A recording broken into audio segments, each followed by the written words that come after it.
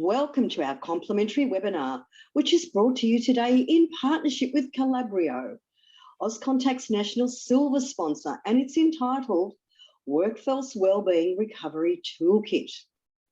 In the spirit of reconciliation, Auscontact acknowledges the traditional custodians of country throughout Australia and their connections to land, sea and community.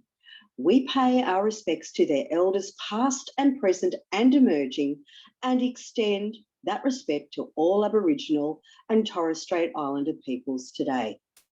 Today's webinar will run for approximately 60 minutes, and during that time, with the help of today's special guest, David Hoekstra, we hope we're going to spark your interest and engage you in the conversation, as well as provide you with some ideas to take back to your respective businesses.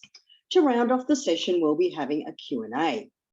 I'm Fiona Keogh, CEO of Auscontact and your moderator for today.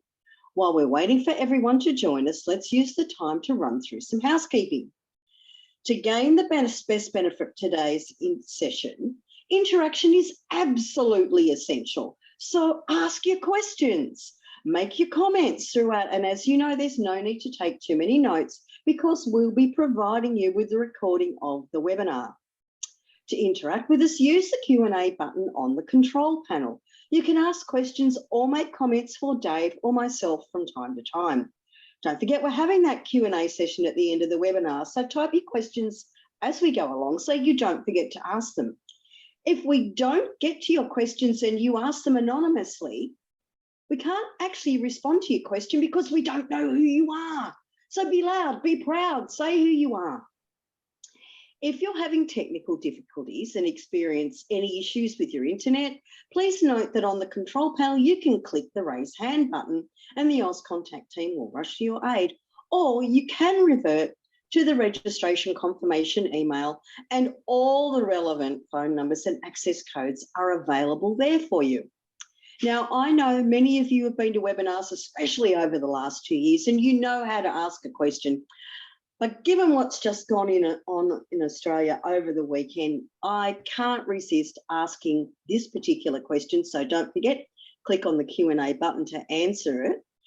And the question for today is, what is happening on the 21st of May in Australia? Now, Dave, I don't know if you're across this yet, but it's big news, and we have 6 weeks of mainstream media coverage coming our way. Oh, Deepak says a party. Deepak, that could be one thing. I'm sure there will be parties. There. Yeah. Oh, Jean-Pierre, you know the answer. Vanette knows the answer. Oh, Steve is sleeping in. Lucky you, Steve. Ross knows, yes. So the audience has been listening to mainstream media, not that you could actually miss it at the moment. We are having our federal election. So with that, I'd like to formally welcome you to the microphone, Dave. You're actually a new speaker to the Auscontact audience. It's Dave Hoekstra. I knew I would do that to you. Product Evangelist at Calabrio. And welcome, Dave. Thank you so much, Fiona. It's really great to be here. And, you know, it's funny because Fiona and I were just discussing how to pronounce my last name. And it's very uncommon. Now, some of you might be saying, wait a minute, this person's accent is very strange. What's going on here? I do live in the United States, in Fort Worth, Texas. If you want to open up Google Maps real quick and take a quick look at Fort Worth, Texas. I've lived there pretty much my entire life. I know a lot of you would hear Texas and think that you should expect me to talk like this and say howdy y'all and how y'all doing today. But we don't all talk like that here, just some of us, but none of us ride a horse to work. So actually very happy to be here. Yes, I will do a little more of an introduction of myself a little bit later, but thank you so much to Auscontact and for you guys for jumping on and joining here with me today. I really appreciate it. And, you know, we have some great content to share with you today and hopefully get a lot of good questions as we walk through it. So as a kind of an introduction, you guys might have noticed that some change has occurred. in the world, right? Again, like Fiona said, unless you've been sleeping, like Steve has been sleeping in for 2 years, you've noticed that a lot of change has occurred, especially in the workplace. And this is not going to be a here's 5 tips to make your employees happier or things like that. We are going to talk a lot about really practical strategies that really help with kind of what's going on in the workforce today and how we can approach it in a real world strategy. So quick run through of the agenda. We're going to start with a little bit of an introduction, and then we're going to go into the state of well-being, kind of what that means, then talk about some solutions that are in the marketplace that can potentially help. Don't worry, today is not going to be a sales pitch. We are not going to tell you all of the wonderful things that you can do with Calabrio, but it's going to be part of how putting a well-being strategy into place can have a dramatic effect on your organization. So we'll illustrate that with a good case study, and we'll make sure. So as an introduction, let's talk about who Calabrio is and who I am. So Calabrio is a workforce engagement management platform, and we are headquartered in Minneapolis, Minnesota. We have a little bit over 600 employees and almost 6,000 customers worldwide. One of the things that we have paid very close attention to in the last several years is putting our employees and our customers and partners first, right? So we provide tools that help employers give a great CX strategy to their customers. And I'll break it down pretty simply. We do call recording, we do quality management, and we do analytics and workforce management within the contact center space. So we're very specifically focused on that. So we've got a lot of people with a lot of experience in that particular area. A little bit about me. I've been doing this for 20 plus years, mostly in the contact center space. Just to give you a bit of an example, my very first call center job was as an agent for a pager company, right? You remember those little squares we all used to put on our hips and run around? That's where I started back in about 1997. And I've been in the contact center industry pretty much since that point, been doing just about every role within a contact center you can imagine, including workforce management and some of the CX overall engagement. So we really want to make sure that you guys get a lot out of today. So again, we do encourage questions, comments as we go through, and we'll make sure to give you a really, really strong background on the state of well-being. And that's where we're going to start a little bit today. It's the state of well-being, right?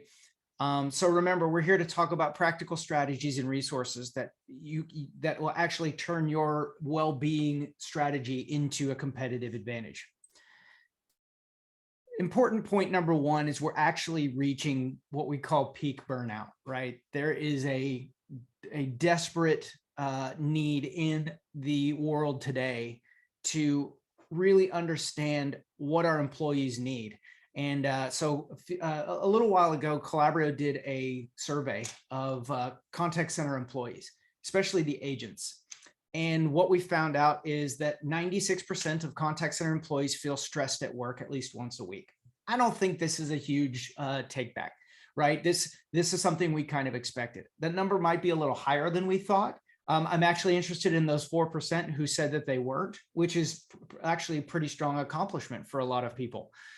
But the one thing that was actually a little bit revealing was that 1 in 3 of these contact center employees feel stressed multiple times a week, right? And we even worded it in such a way, acute stress, right? This is stress that makes you just, oh, I cannot do this anymore.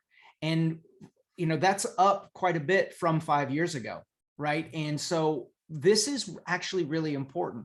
And we've worked with a lot of, we've talked to health professionals on how to deal with stress, how to work with work-life balance, right? And what we found in our research is some of the things that were contributing to this stress were work-life balance, right? Not being able to get the schedule that they need to match what them and their families need. the balance between hybrid, remote, or full-time in the office work, and the stress that caused, going back and coming in and coming back and coming in. And then, the benefits of some of those things are, they really point to retention and recruitment, right? We've all heard happy agents makes happy customers, or if your agents are engaged, they're more productive. And so what we're going to do is talk about some strategies on how you can get your agents to be more engaged and more productive without doing a ton of expenditure, right? And that's a big part of the key. So before the pandemic, you had people that would come to work every day, and there was a whole set of requirements, but the idea was curating a career, right? And then the pandemic happened, and we needed to understand that training and coaching needed to evolve.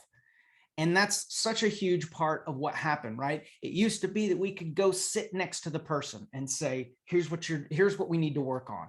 I almost said, here's what you're doing wrong. I wasn't, here's what we need to work on, right? Here's the objectives. And it was easy to monitor and maintain. Then we sent everybody home, and we went, wait, how do we talk to them? How do we go through that, right?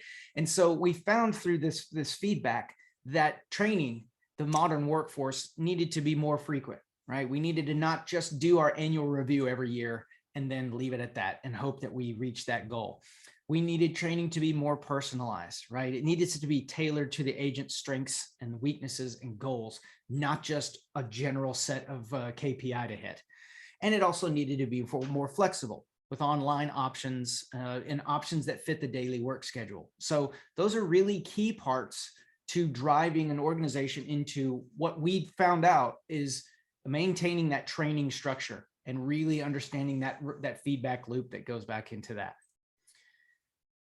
The other thing we found out is that every single piece of technology we add into our organization, it increases that operational complexity, right? So we give them what we think are these amazing tools. And we've all heard the promises, right? This will revolutionize the way you do business. This will revolutionize the things that you do it, right? But we're still finding that agents are saying that a lack of tools is the common reason they're unable to solve a problem. Now, does that mean they don't have enough tools in front of them? No, not usually, right? We found out that agents that they're now answering more and more channels. So it used to be just answering the phone, and now we've got phones and emails and chats and SMS and Facebook Messenger and WhatsApp and insert any number of channels here. The data silos are becoming a huge problem, right? So you can see the stat down there in the bottom left of that blue chart. 1 in 4 organizations have more than 50 distinct data silos. That's a lot of information that we're expecting people to keep in their head and know, I got to go to this one for this app and this app for this one and those kind of things. There's significantly more reporting. We're generating mountains and mountains and mountains of data, and we just have to keep trying to get our arms around more and more of it. And then we all, as we probably know, 9 in 10 of contact centers have at least half of their agents working remotely, which increases the complexity of our communication with them. What happens go on before that. So it keeps increasing, right? And so we keep trying to throw technology at a solution when in reality, what we really need to be doing is targeting wellness, right? So according to the stats here, 86% of the companies that we surveyed say addressing mental health, stress, and burnout is a top priority. Okay, that sounds well and good. It's kind of like when you go through the job interview and they say, we're a family here. We all work each other, and they get there and they're a very dysfunctional family.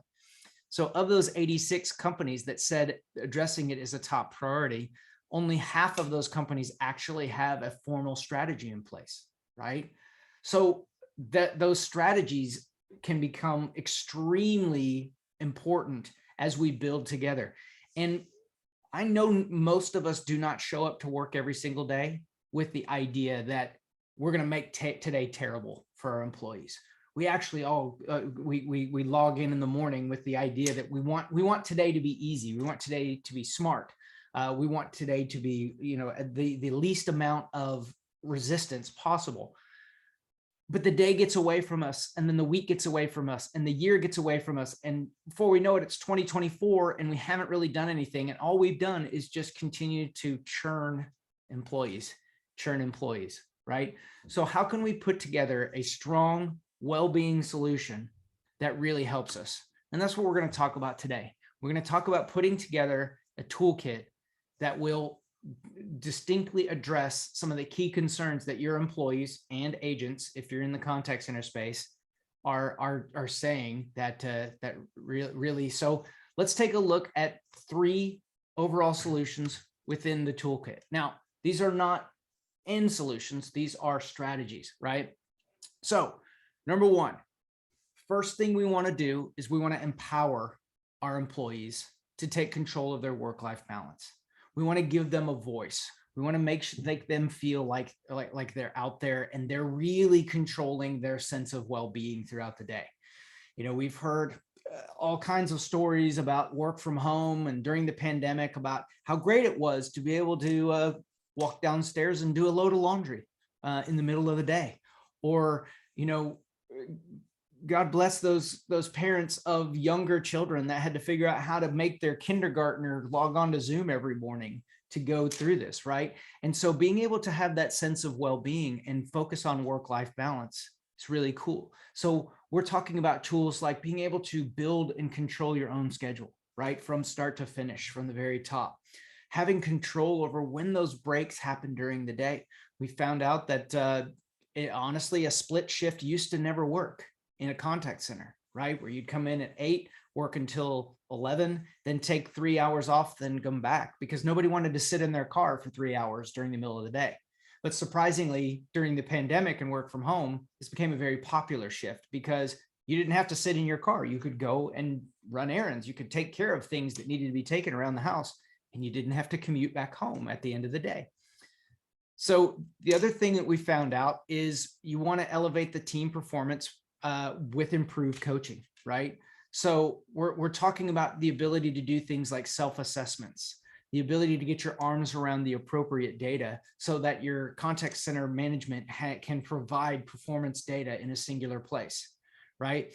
And then being able to truly understand the voice of the customer to be able to provide information back to the agent, right? So being able to drill down into specific interactions and really, make sure we're understanding what's causing that agent stress, right? You remember, for those of you that maybe have in this industry for a long time, do you remember back when call recording was not 100%, right? We used to my first contact center job, when we recorded calls, it was literally a handheld cassette recorder that was held up to the phone, and we would record the calls that way because that was the only way we could do it. Now we have the ability to do not just call recording, but 100% call recording with speech analytics that truly help us understand what's causing that agent stress, so we can make recommendations to fix it much more quickly than we used to be able to do it. And then finally, we want to make sure that we're providing that improved visibility of performance to managers, right? By taking away those data silos that we were talking about and adding visibility across channel and location, right? So being able to, not just look at my chat statistics, but my chat and my email and my phone and my SMS and my WhatsApp all in one area, so we can start to really understand those patterns and trends that really help make a huge impact in our day-to-day lives and organization, right? So these are the strategies we're going to talk about today: empowering agents, elevating performance with coaching, and then providing and getting rid of some of those data silos. Those are the 3 things we're going to talk about today. So the first one right off the bat is making sure you understand the Calabrio One suite and what it provides, right? So again, this is not a sales pitch, but it's what we're trying to do here is make this as easy and as smart as you possibly can make it, right? By getting all your applications in one suite, right? We're talking speech, text, desktop analytics, QM, call recording, workforce management, the ability to do desktop analytics, all in one singular interface, right?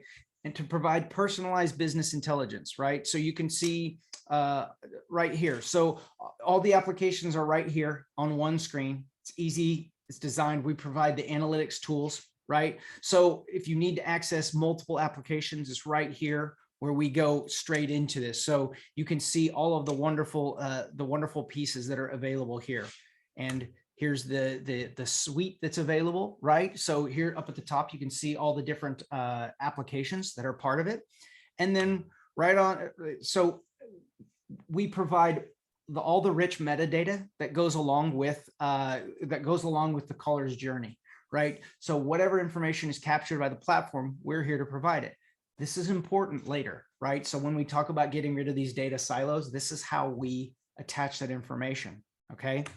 And then we go on to transcription, right? The ability to pull in all that speech data, transcribe it into actionable intelligence and really understand what's going on, right?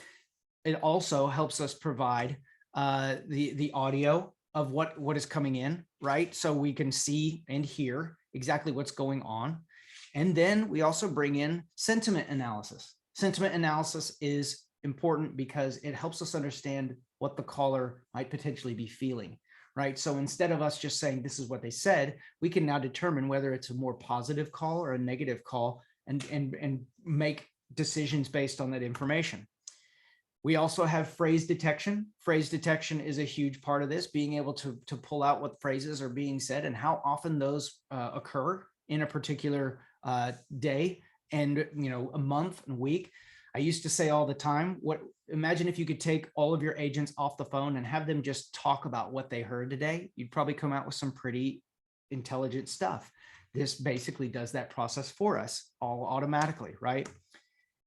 Desktop analytics that really help us map out the agent journey throughout the call. Where are they spending their time, right? Where are they spending all of their energy? Are they getting stuck in particular places? Are they doing things that we can help coach and develop them on? And then finally, the quality management and screen recording. So quality management and coaching gives us that ability to have those evaluation forms that manage through this, right? And I think what's important here, everybody, is that, oh, there's the screen recording piece, is that when you'll notice I didn't change the screen at all, right? And so one of the biggest keys to being able to provide the element of feedback to your organization is how many of those different interactions you can process through in a day, right? We try to listen and we try to provide as much feedback and coaching as we possibly can. Well, if your process slows you down, you can meet significant roadblocks in your day-to-day. And that's not what we want. We want to avoid this and to be careful, right? We also bring in that personalized business intelligence. Now, personalized business intelligence, what does that mean, right? You probably all have a BI tool. You probably all have access to something that allows you to create dynamic reports, or most organizations seem to be trending in that particular way. But how many of you have to across different data silos and different areas of work, right? And so that personalized business intelligence gives us the ability to provide real-time intelligent feedback to your employees, right? So remember, we talked about getting rid of the data silos and giving them important feedback. This is a huge key in really hitting that well-being, is being able to give them information. Again, I'm going to reference back to the old days here quite a bit. But back in the old days, the only way I could get information during the day was the little tiny LCD display on my phone sitting on my desk. And you know what? I could get 2 pieces of information: how many calls I'd taken that day and what my handle time was for the day. And I loved it. I thought it was great. I could check out in the middle of the day. Now you look at this dashboard that's available here. We can see, the agent can see a significant amount of information, right? Their evaluation scores, their talk times, their adherence scores, how well they've done in the last 30 days, 60 days, and 90 days. Being able to look at this information really makes a huge impact on the agent's ability during the day to feel empowered, to understand what's that. So one of the real keys to providing that agent well-being is to really give them the tools in front of them that help them manage throughout their entire day. And that's what we're trying to provide here as well, right? You can see in this one, we add a new dashboard here that really expands out the kind of information that we can do, right? I can see things like what percentage of my time did I talk over the customer, right? Okay, now that's real information here, right? So the amount of information we have available to us is actually pretty crazy, right? You can see on this one, we see utilization, right? If you start to see utilization trend into the lower percentages, that can be a sign of overstaffing, right? And we can make conscious and smart decisions. Schedule adherence measures how well the agent actually kind of stuck to their schedule throughout the day. So really low adherence scores can be an indication of low morale. So we're starting to not only just see stats, but we're starting to see indicators of our agents' overall health and well-being, right? We can make inferences on this data here, right?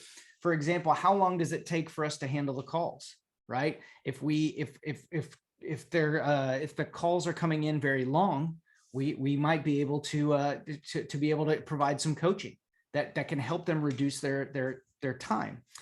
We can look at how often the calls are being transferred, right?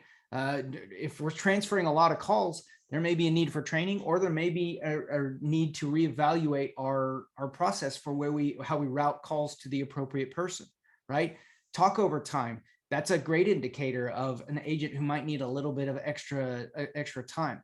Then we get into some of the more advanced scores, right? So evaluation scores, that's something we're all probably pretty familiar with, right? That's my report card of how well I've done on these manually scored agents. But what about automated QA, right? The ability for the system to listen to every single call, machine learning, and then it gives a score on every single interaction, right? Including NPS score. So imagine if you could open up a list of every call from yesterday that scored less than a 50% according to the AI built into the system. It'd be pretty easy for you to start finding those calls that we need to enhance our training and coaching on, right? Those are all huge indicators that can really help you find and engage those employees that need an extra bit of TLC throughout their day. Now, I know a lot of you probably have looked at QM and scoring as a way to find the negative. And I'll admit, I'm still kind of stuck in that way a little bit too. But when we go through and we find the negative, we want to go and we go, no, we got to fix that. But if we start to look at it from the positive light of, okay, where can we really focus and engage our training efforts and our coaching efforts, then the narrative starts to shift from a real negative, catch somebody doing something wrong, to a very positive, where can we focus our efforts? And those are really, really strong indicators of agents' need for better management, right? The ability for us to truly understand what is going on in their day and be able to focus our efforts. And I'll keep saying that phrase, focus our efforts, because focusing our efforts is really what the key is. If we're just going through and we're kind of just floating from issue to issue, that's what we're talking about back at the beginning. You don't have a formal well-being strategy. But if you have a formal well-being strategy of identifying the issue, coaching towards a common goal, evaluation, and then cycling back to the beginning, we're avoiding that real negative connotation and really kind of focusing on that positive connotation. That's a huge part of what we're really trying to do with the information we have available to us. And then finally, one of the things that is very near and dear to my heart is the agent self-service, right? The ability for the agent to do things themselves and not have to run to a manager every single time they have it, right? So you might have an agent here that the agent sees a review or an interaction, and the best course of action is to potentially go and do some self-service training, right? So you give them the ability within the workforce management tool to locate a time of day that they could potentially schedule themselves some training. They go into the mobile app, they schedule that training, and then they have it on there all without manager interaction, right? And it's all based on forecasting and staffing. So you know that you can afford if it allows the system to do that. Or what if they just had a really difficult call and they really feel like they could use their break now instead of a little bit later? They go in, they adjust their own break to the time that suits them the most, and they kind of get that moment to themselves and they're able to refresh. One of the hardest things about agent stress is the fact that the minute you get off a really stressful call, we just expect them to pop right back on and get on to the next one. What if we could start to give them tools that help them manage through that? So you can see how all of these little things, we've talked about 15 tiny little things that can all manage together. But once you start stacking those up against one another, we start to get a really strong strategy of being able to manage towards a goal of mental health, of agent well-being. And that's really kind of a huge part of what it's all about. The next phase of this is the manager self-service, right? So being able to give your managers, we're not just talking about agents here, we're talking about managers as well. Being able to give your managers the ability to assist agents in finding useful resources to change their skills, so they can schedule that training, right? They can go in and they can see where the staffing levels are and make those adjustments, right? They can be proactive in making sure that they are helping in taking care of their agents' well-being. Again, this is where it goes back to formal strategy. If you have a formal strategy that enables the managers to make that decision, you will benefit.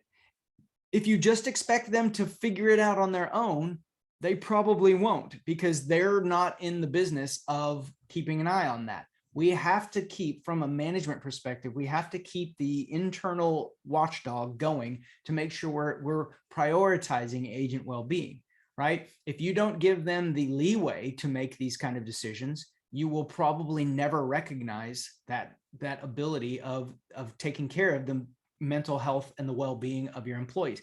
This includes your managers, and it includes you. If you have a group of people that report to you, you need to have your own formalized strategy of how to make sure that they're not losing their mind during the day. Guys, we have to remember that contact centers is a uniquely stressful job.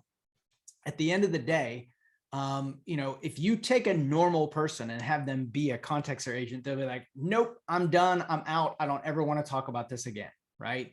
Because there's always another phone call, you're tied to a headset, you very rarely can get up. I used to tell the story all the time. You remember that very first job you had when you were younger, and you could turn to your coworker and say, hey, cover me, call me if it gets busy, right? And you could do that. You can't do that in a contact center. You can't just have somebody say, hey, take my next call for me, because I don't think anybody's figured out how to take 2 phone calls at one time.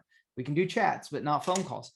And it's a uniquely stressful job in that way, because everybody's kind of isolated and very rarely has the ability to kind of cross over like we could at an in-person retail type job. So we have to remember that consistently we're being asked by a lot of people to do a pretty stressful job, and we have to build in efforts to make sure we're focusing on that. And that's a huge part of this, right? The final piece here is working through coaching, right?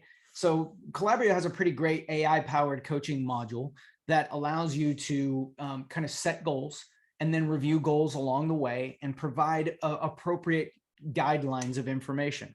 And one of the really interesting things about this is that we obviously are focused on the end user, the employee, right? And are they meeting their goals, and are they growing at the appropriate line to get from point A to point B in coaching, right? Whether it's a QM score or a handle time goal or an attendance goal or whatever the case may be.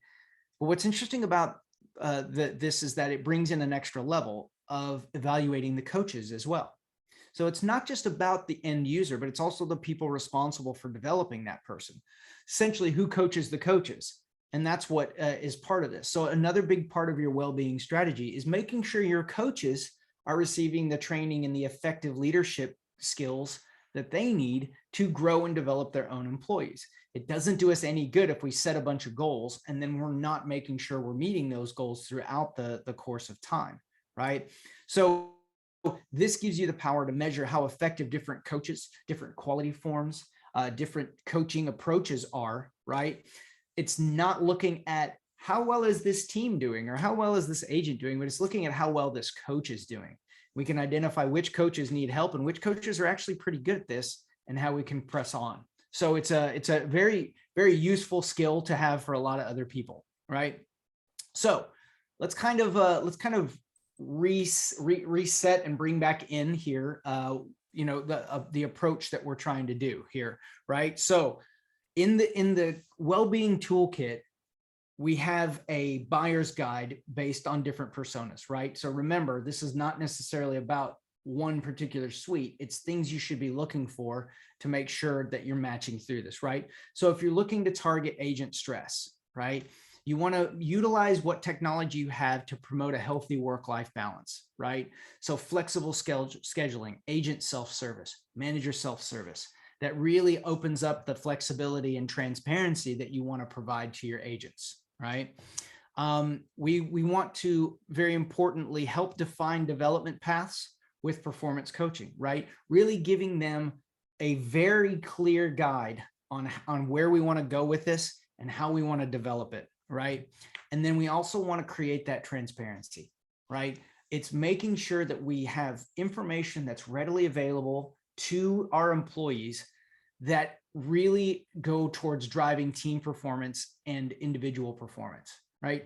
Instead of keeping the report secret and then dropping everything on them in the month, we want to see their progress throughout the time. We want them to truly understand what we're trying to engage them on here. If you're looking at overall operational stress, right? So intuitive solutions are a must, right? That's a huge key to how we provide this, right?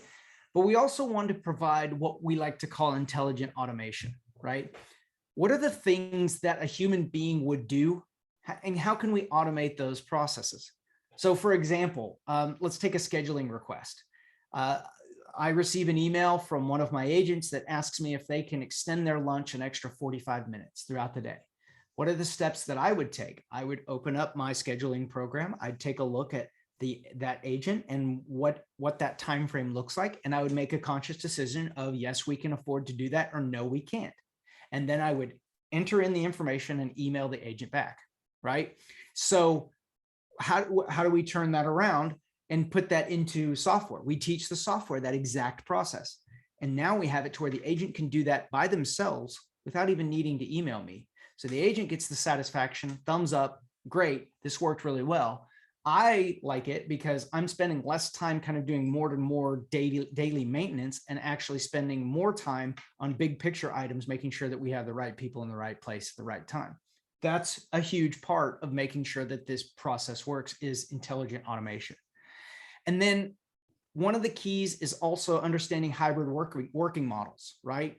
So whenever we understand the true advantages of a hybrid working model, that's when we can truly start to shine. As you've probably figured out in your organizations, some people don't like working from home. Some people do. Some people want to work from home in the morning and then in the office in the afternoon. Some people view working from home as a punishment. Some people view it as a reward.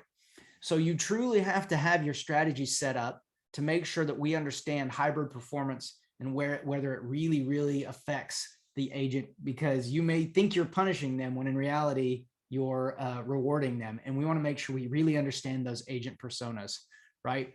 So what about for leaders, right? So using smart business intelligence to break down data silos, an absolute key, right? If you cannot connect your call data to your CRM data, you're missing a huge opportunity in the insight that could really drive productive performance from your team, for example, right? Or being able to connect the speech analytics to a handle time result. Those data silos are preventing you from making well-being decisions that truly help everyone manage through those.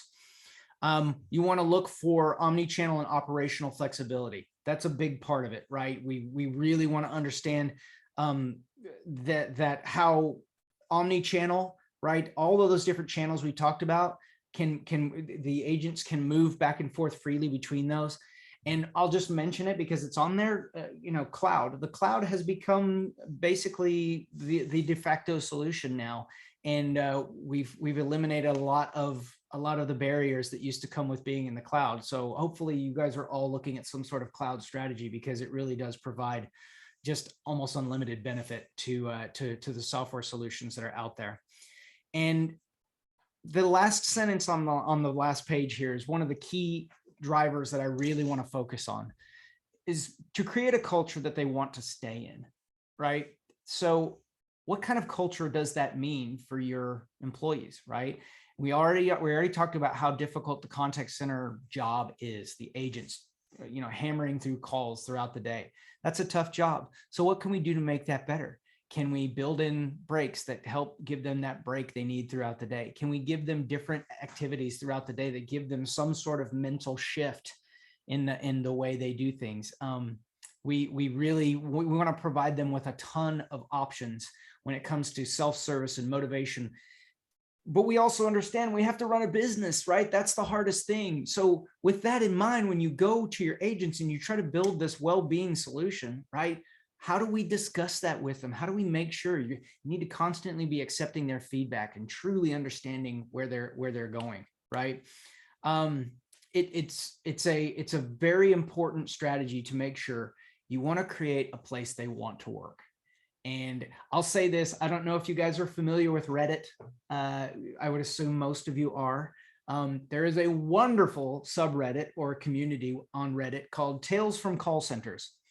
And if you ever want to know what your agents are truly saying about their jobs, this is the place to go, right? Spend a little bit of time there and you'll really understand some of the things that they have to go through.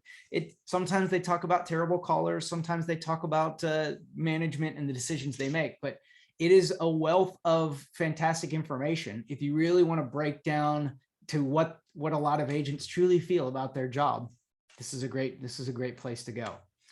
So with just a few minutes left, I have a quick story that I want to lay out for you, right? So the customer, meaning the contact center, has made an objective goal to drive down customer effort, right?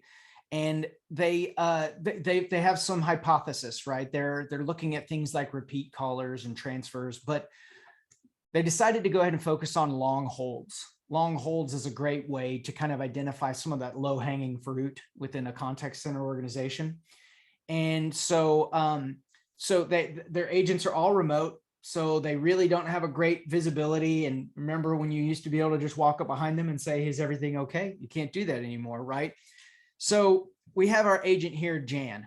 And Jan's a really good agent, and she has a natural empathy with customers, right? And so we found one of Jan's calls, and we start to read through the transcript.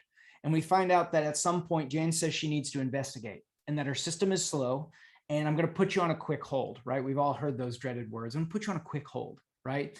So based on the analytics that we see, the audio, the desktop analytics, the screen recording, all together, we see a very long hold, but no check-in on the customer. And you can actually see, if I look at the screen here, you can kind of see there's a section here where they didn't actually put the customer on hold. They just did that mute thing where they put them on mute and just didn't actually put them on hold. So there's dead silence throughout the whole thing. During that dead silence, we see that she was using the notes application, because we have the desktop analytics off to the right here that shows us that notes application. We watch the screen recording, and what was happening is while she was waiting for the information to query, she copied and pasted notes from the CRM into her notes, right? She gets frustrated. She's only focusing on getting the information she needs. She goes back to the customer to give a long explanation about what happened to the order after 6 minutes, and found out that the customer actually hung up, right? So this is a great opportunity for us to fix many things, right? We have coaching for Jan. We have the ability to give her some precise feedback, right? We have what's going on with the CRM. Why is it slow? What's going on with that, right? We have the ability to use the information in this to locate the caller and maybe make the situation right. And we can put some time on Jan's calendar very quickly to give her some coaching, right? So you can see how a solution that is easy and smart within the same window can make these insights very, very, very, very quickly. And we have a few stats to back it up, right? So what we ultimately are trying to do here with this final statistic is really show you that employee engagement has a true impact on overall optimization, cost optimization, right? That's an important part of this, right? So 70%, this is back to the survey we did, 70% of managers believe that improved employee engagement will drive cost optimization, right? And we all love cost optimization. We want to reduce the number of calls coming into our contact center. We want to reduce the amount of time it takes us to answer these contacts, because it drives direct optimization and cost savings, right? WEM has an impact on that to balance the needs of businesses and agents, right? And so what we encourage you to do, this agent well-being recovery toolkit, all the information that is part of this is all available for you at calabrio.com. If you want to download it, it's free. It doesn't cost anything. And that recovery toolkit, going along with what we talked about today, can go a long, long way towards truly pushing your strategy into an overall, really the next level, right? Understanding what the agents and your employees really need out of this and being able to provide that. And keep in mind, again, it's not a sales pitch. We are trying to give you the tools that can help you drive this. Doesn't matter where you go for it. Our goal is to provide you with the ultimate optimization tools and techniques that can drive real positive change with your organization. So with that, that is my piece. So I am going to, I believe we've had some questions come in, and Fiona is back with us. And so Fiona, I'll kind of lean it back to you for some discussion here. Thanks, Dave. What a great session. I was feeling a little bit for Jan. Maybe part of her challenge with putting people on mute versus hold could also be because of we measure the number of times you put a customer on hold, and that's a bad thing in inverted commas. Wait, are you saying that contact center agents know they're being measured and they will do anything to keep those KPI in the appropriate time frame? I think that's possibly the point, Dave. Yeah. So is that the right measure? Because it's not creating good behaviours and a great customer experience. But clearly listening to dead air is not a great experience. But there you go. What I loved about what you talked about in particular was drawing inferences on data, not drawing conclusions, right? Because it's the old saying, lies, and damn statistics. We can find out a heck of a lot more. I love your approach to really shaping the employee value proposition differently, empowering, giving them control, giving them ownership. You don't employ children, you employ adults that are trusted. And people come into their workplace, whether it be at home or in the office, wanting to do a good job. Most people don't come into the business wanting to do a bad job. They're the exception. Absolutely. Yeah, so I love that. And for me, the linkage between agent stress and operation stress and leadership stress, they're actually inextricably linked because they all have a part to play, and the friction and tension that comes with that, non-friction when it's working well. Yeah. It's actually a great contact center happiness is a very complicated organism. Lots of levers and levers and pulleys. That's what I was looking to say. Not levies. We don't have any levies in our contact center, but you change one thing and 10 other things break. And so, we're constantly in search for the right formula or the right algorithm to make that happen. And certainly understanding actions and reactions. So we've got some Sir Isaac Newton stuff going on in the context. That's right. The laws of thermodynamics. Yeah, there you go. Geez, I didn't think I'd ever say that.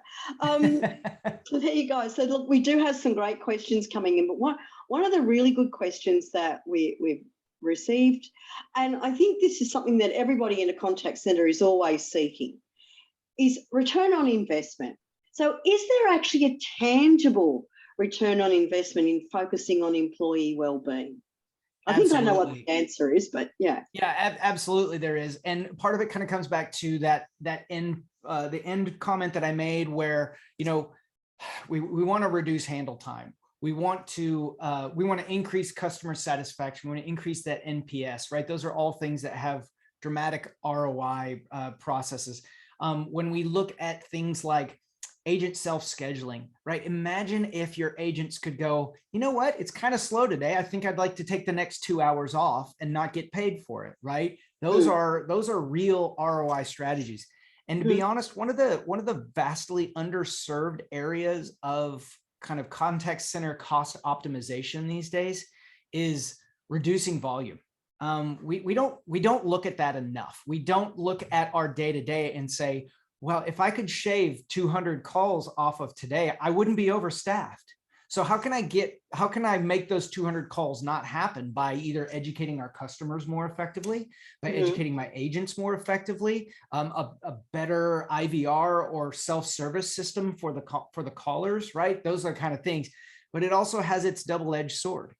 It means the tougher calls are the ones getting through, which means we spend more time on them. So your agent tools become even more critical, that they can find and locate the right information when they need it. Absolutely. And of course, focusing on employee well-being also means they're not going to leave, because the cost of replacing somebody that is as skilled as we need people to be is a very, very big number, let alone the flow-on effect into the rest of the team and onto your customers, etc. I'll challenge everybody on this webinar that if you don't know off the top of your head how much it costs to replace an FTE, that is something you should absolutely know off the top of your head. So if you have to go talk to HR or you have to talk to your leadership to find out how much it costs to effectively replace an FTE, you really should know that information, because justification of new approaches and processes become a lot easier when you're able to do that kind of math. Absolutely. So let's get into our one person's been on the keyboard quite a bit, Dave, with lots and lots of questions. Well, 2 questions with a qualification. So let's start off with one of Deepak's questions, which is, how can we build a competency and skills matrix into the Calabrio suite, or does it need to sit outside deriving information? So one of the things that I mentioned, and you know what, I'll go back to one of the slides here. This information that you see here, when we talk about personalized business intelligence, the Calabrio suite has a business intelligence layer running throughout every single one of those red boxes you see up at the top that connects all the data points of the screen. So again, if you've used Tableau or Power BI or something similar, it works exactly like that. You can create dashboards using the data elements. You can create expressions and formulas that help you. You can create matrices that change colors when people's scores go the wrong direction, and any number of, and all of these screens that you see here are all created using that BI tool. We even have the ability, using Calabrio data management, to bring in external data. So I mentioned at one point connecting your Salesforce data with your call center data, right? Imagine if you could say on every single call where someone mentioned cancel my account, we could connect that into Salesforce and find out the lost revenue of actual number of people that have canceled their account. That's real contact center insight. So you can build that all directly within the suite and even bring in external data into that BI tool. So I guess that answers this next question, but I'm just going to be clear for everybody. So the question is, does the system have the ability to tie the call metadata into an external system like a CRM? Absolutely. Yeah. And that's basically what I was answering. And that's the beauty of it, is it's not just CRMs. It can be your marketing automation system. It can be, any real data source where you say to yourself, oh, if I could just connect these 2 pieces of data, I would have insights that people would be shocked at, right? Especially if you look at what was available 5-7 years ago. And so that's exactly what Calabrio is setting out to do. Is, yes, we do call recording and QM and workforce management, but where the real key goal is removing those data silos to provide intelligence that goes outside of the contact center. Imagine a scenario where your marketing department is coming to you and saying, wait, what did everybody say last week? Right? Marketing doesn't talk to the call center. Nobody's heard of that. That's crazy, right? And that's the kind of situation we want to get into, is being able to provide contact center data to non-contact center parts of the organization. Fantastic. So I think Deepak might be on payroll, but I'm not sure, Dave, but he's written a synopsis and he wants to know whether it's accurate or not. So he said, this is a great suite to facilitate decision-making at agent and management level, but more importantly, manage well-being through a data and targeted action. So is that an accurate synopsis? Yes, absolutely. And Deepak, you've really nailed you've nailed the higher level of, and kind of what I just said. Yes, we can record the calls, and yes, we can give you a breakdown of how many calls were answered and count. That's all the old school data that used to be out there, right? The new way of approaching this is really trying to understand those drivers that we used to not be able to get in touch with. We used to not be able to understand, do our agents need coaching? Do our agents need, do they need more time off? Are our agents stressed? We can do that now. We can find calls that focus. We can see how many agents yesterday, how many negative calls an agent handled, and see a list of those agents that might come in today a little bit more stressed than usual. And imagine a scenario where someone walks up to you in the morning and says, hey, it looks like you had a really tough day yesterday. You okay? Maybe we should have you spend the day on chat to kind of ease off the stress a little bit. And the agent just goes, oh, thank you. That is like, how did you know? And those are the things that keep people in positions. Those are the things that make people say, wow, they actually really kind of care about me here. And not a lot of contact centers can say that these days. And that's what we're trying to get to. We're trying to get to the point where we can truly enable that as a full suite. Yes, the components, are very tactical in the things that they do. But what we do as an organization is we try to empower the organization to find those things that lead to world-class organizations and then continue to evolve towards the right steps. Dave, how much more important is that, especially now that we're in this hybrid remote working space, so that normally when you're all sitting in the same area, the team's all sitting together, you can see visual cues, you can see all of the normal stuff that let you know how your people are going. But having the data that enables you to lead in a very similar way, but lead remotely, is going to amp up, for want of a better term, that level of engagement between you as a leader and your team. So incredibly important. It's so important. And the analogy that I like to make is, has anyone on this call ever met anyone from Facebook? Probably not, right? Maybe you have a friend or a cousin that has worked there or something like that. But what does Facebook know about you? More than you could ever care to admit, right? And it can help companies make really targeted decisions about what information to serve to you that you would probably find useful based on that information, right? All without ever having met. And here we are in our situation with kind of remote hybrid working, where agents are in a situation where they might not have seen their manager in the last 2 years. Right? I've seen reports now propping up online of people coming back into the office and finding out that their office plant has now sprouted up into the ceiling, right? Or there's just like a layer of dust across everything, and because they haven't seen people they've worked with. But we have the data, we have the information available to us to root out these problems, these issues, before they become too big and cause an agent to want to break for greener pastures. We have the information. We just have to learn how to use it. And that's the key. We need to learn how to use it. Well, I cannot believe that hour has gone so quickly.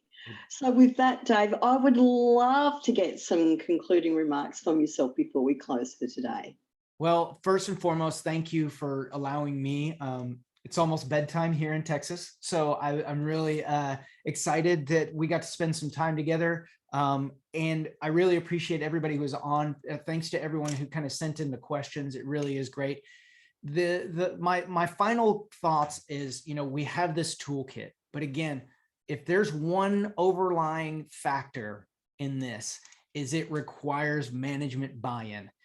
If you don't have management buy-in to creating a environment where your agents and your employees feel empowered and feel well taken care of, none of this matters. And so it really starts at the top, making sure that we build out the appropriate strategy and that everyone is in and that we're all focused on the same goal.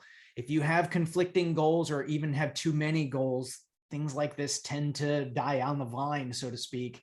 And so it's really important that if you're going to build an environment for your employees to feel empowered, that there is executive buy-in and really a real strong sense of community around this. Wow. Well, with that, thanks everyone for joining us. Thank you, Dave Hoekstra, for sharing your story and really giving us lots and lots of gold throughout today's session. And to Calabrio, Auscontact's national silver sponsor, thank you so much for your support, and have a wonderful rest of your day wherever you might be. See you next time. Thanks, everybody.